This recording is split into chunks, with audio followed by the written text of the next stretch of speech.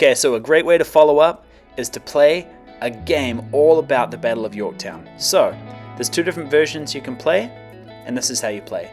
Start with 4 counters each as the starting positions. You can play as the British or the French-American alliance. So the aim of the game is to place 1 counter on one of the other enemy's starting spaces to win. Here's an example of how a game could be played. First, the yellow player rolls 1 space and they get to move 1 space. The red player rolls 2 and they get to move 2 spaces. If you roll a 3, that means you get an extra counter on the board. But it has to be on your starting position and it has to be empty. If you roll a 4, that means that you can challenge any other player to a rock, paper, scissors fight. And whoever wins gets to keep their counter. Whoever loses, loses the counter.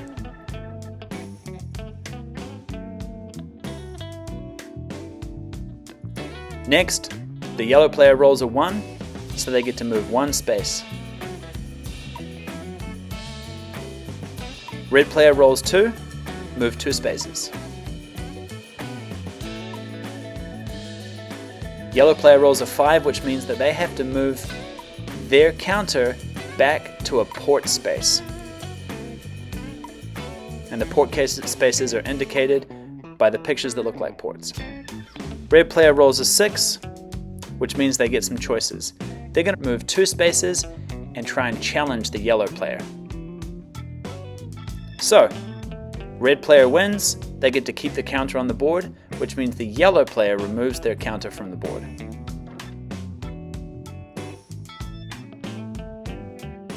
If you're up for a challenge and you've got chess pieces in your classroom, check this out. This is the Yorktown game with chess pieces. Bishops are settlers, pawns are towns, rooks are forts, knights are cavalry, and you can also play optionally with queens, which will be a diplomat. You'll need this number of pieces for each player. So, let's take a little look. The aim of the game is to get 4 towns and 2 forts to win. Like the other game, you can play as either the British or the Americans. Now you start with a bishop each on your starting position. You can see down below that each player has 1 action per turn. So, on a water space, a player can move 2 spaces. On a land space, which are grey, they can only move 1 space. So these bishops are trying to get to the spaces that look like towns. And once they get there, they're going to turn their bishop into a town, and that's also going to take up 1 action per turn.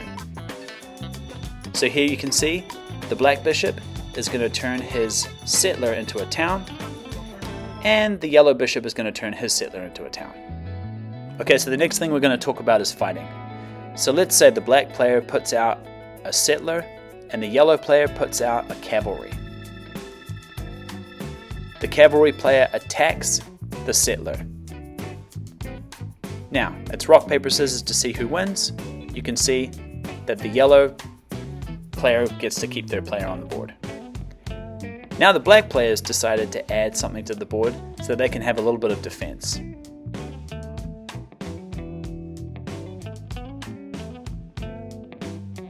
Now there's a little bit of a danger here because the black knight or cavalry is able to attack that town. So the yellow player decides to turn their town into a fort.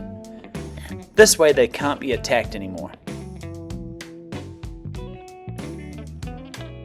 Now the black player has to go and find a different target to try and attack.